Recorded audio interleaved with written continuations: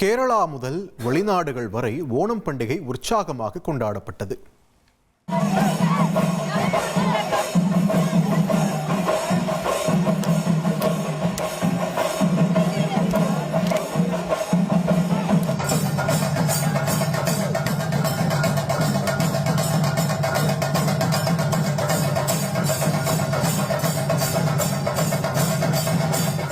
கேரள மக்களின் பாரம்பரிய பண்டிகையான ஓணம் கேரளாவில் மட்டுமின்றி உலகின் பல்வேறு நாடுகளிலும் உற்சாகமாக கொண்டாடப்பட்டது.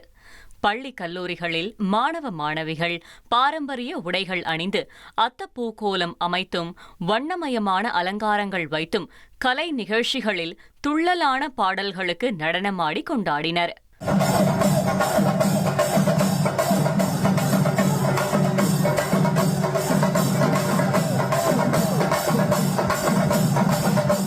வீடுகளில் புதிய ஆடைகள் அணிந்து குடும்பத்தினருடன் ஒன்று கூடிய மக்கள் வாழை இலையில் ஓண சதியா விருந்து பரிமாறி மகிழ்ந்தனர். கேரளாவின் பாரம்பரிய வள்ளம் களி, புலிகளி, திருவாதிரை உள்ளிட்ட நிகழ்ச்சிகளும் நடைபெற்றன.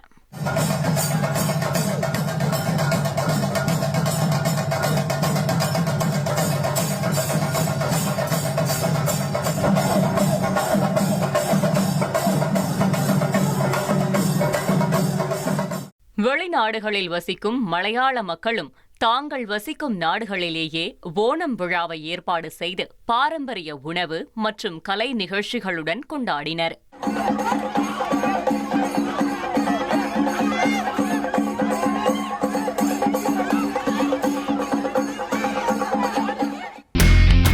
இனி செல்லும் இடமெல்லாம் செய்தி.